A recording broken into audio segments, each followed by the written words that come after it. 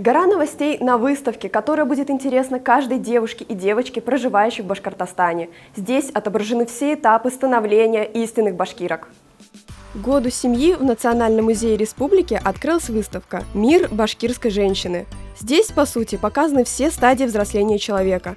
В первом зале деревянные игрушки, в последнем сушеные яблоки и цветастые подушки. Здесь определенно можно найти что-то свое. Нас, подростков, тоже может зацепить все это вековое достояние. Максим, что тебе больше всего запомнилось на этой выставке? Мне больше всего на этой выставке запомнилась культура быта. То есть, допустим, ткацкий станок, он очень необычный, то есть я увидел, как он по-настоящему работает.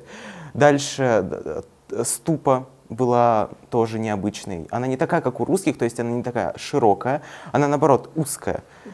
Это тоже необычно. Также печь, она тоже необычная. Максим, как ты думаешь, чем полезна такая выставка? Я думаю, эта выставка полезна тем, что она дает возможность узнать новому поколению свою историю, свой родной край. Допустим, у тех людей, у кого живет бабушка в городе, у меня она тоже живет в городе,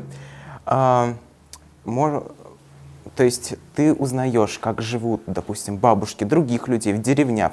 Большое внимание уделяется, конечно же, рукоделию. Это сейчас все можно купить, и богатство гардероба в основном зависит от толщины кошелька.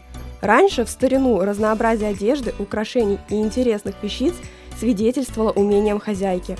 Каждая башкирская красавица порядка века назад умела ковры ткать и хозяйство содержать, и выглядеть уникально. Какой экспонат тебе запомнился больше всего?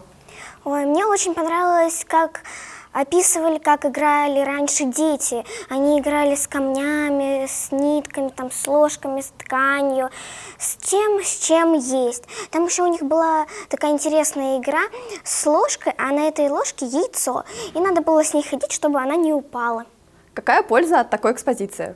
Ну вот, например, здесь показывается, какой раньше, например, был интерьер. Сейчас вот не вешают ковры на стены, а раньше вешали ковры на стены с разными красивыми узорами, орнаментом. И у каждой национальности был разный узор.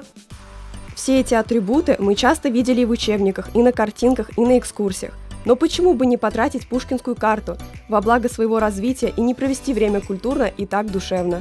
Многие ребята признаются, что как будто побывали в деревне у башкирской бабушки, прогулявшись по этим двум залам. Выставка рассказывает о семейных традициях, которые издревле хранились и передавались в башкирских семьях. Лиза Киселева, Рамазан Мусин, специально для «Горы новостей».